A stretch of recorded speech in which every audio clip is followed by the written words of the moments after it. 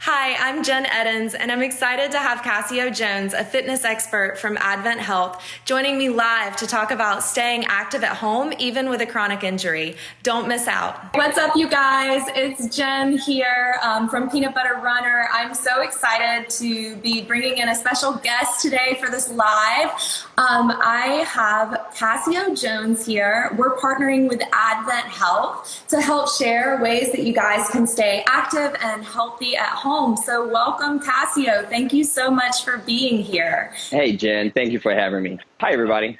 Casio Jones. I'm currently the wellness director of Advent Health, and I've been in health and fitness for over 30 years, helping people transform their lives. I've been very blessed to have the opportunity to have a television program and be an author and several fitness programs that we created. Each day I get to wake up and to be the body evangelist. I help people discover their purpose and how being active and healthy is a vital tool for them to accomplish their purpose in life. That's awesome. Yeah, I think you and I have so much in common in why we do what we do and how amazing it is to help people feel better in like their bodies and their hearts and their minds every day for our work. So Absolutely. I wanted to ask you a question.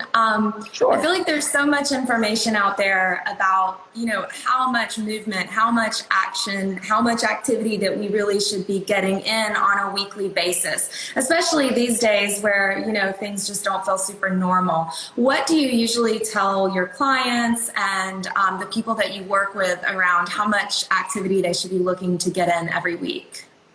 Great question. According to American College of Sports Medicine, it's recommended at least 150 minutes of moderate aerobic activity or 75 minutes of vigorous activity. That would just really help with heart health. And the goal is, find what works for you and squeeze it into your time. Even if you did 10-minute bouts, but you did it 3 times a day, that it's going to improve your overall condition and health. So it's really just got to do something. But the goal is to get up to the 150-minute mark. That's when you start seeing the basic of health benefits. So with that 150 minutes, it sounds like you're saying that can be things like walking and like running around after your kids. It doesn't have to be that like super intense exercise. It's just sort of movement and getting your body moving.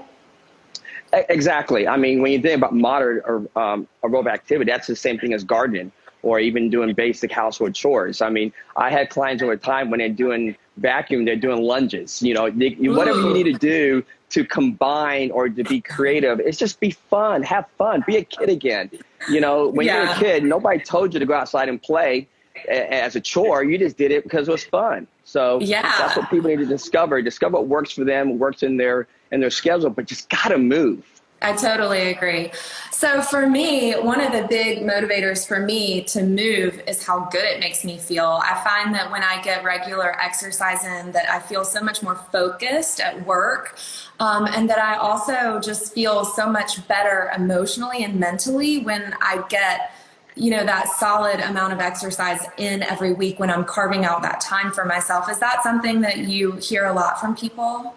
Well, absolutely. There's a lot of huge health benefits that you get from moving. I'm a firm believer and believe that we're created to be active. Every cell of our body requires some type of action for it to function properly. And when our cellular levels are function properly, our overall body feels the benefit physically, mentally, and spiritually from it. It's easy sometimes when you do have an injury to get a little demotivated from that. How do you usually coach people around working with an injury and not letting that be something that completely sidelines you or makes you lose your motivation?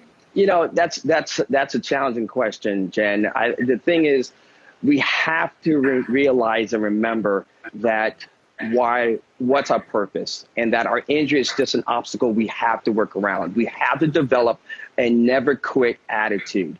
Whether it is I'm doing this for my kids, or I'm doing this for my ministry, or we have to find something that gives us that why. And then once you have that, then you have okay, what do I need to do to work around my injury? What devices can I use? That's the only way you can. Use dumbbells instead of using a fixed bar. Use the elliptical to recumbent if you can't go jogging on a treadmill or outside. You have to be creative and discover and take responsibility and ownership for your health and get in the game. You can't sit on the bench and hope for change. You have to get in the game and realize I still have work to do, so therefore I must do something. Yes. Oh my gosh, I resonate with that so much. When I do work with clients one-on-one in our very first session, the first thing that we always do is we talk about the why. Why are you here?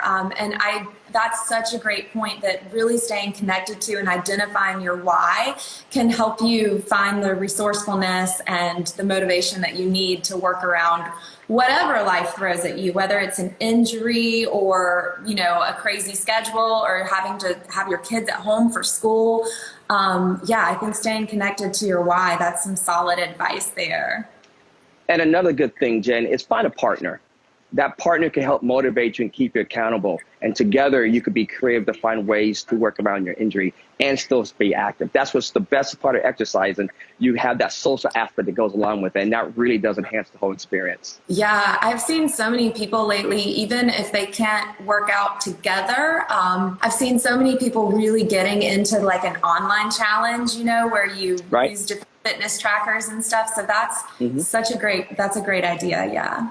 I would love to hear your top 3 low impact activities. Top 3 low impact. I would say, first of all, stretching. Everybody needs to stretch. They're too tight. You sit too I'm much. on board with that. And that's the number one thing. Walking.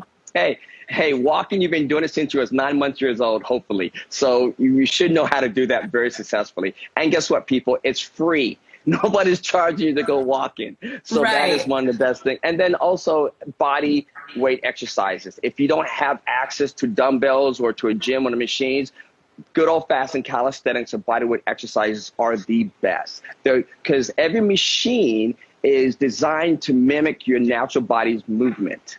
So why not just do what you're born with?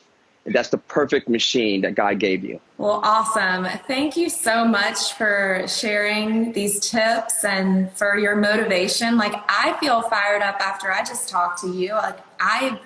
That was so awesome. Finding your why and staying in the game and all of that stuff. So thank you so much, Casio. And you guys at home, I just would encourage you to check out humansareincredible.com for more resources for taking care of your body, your mind, and your spirit.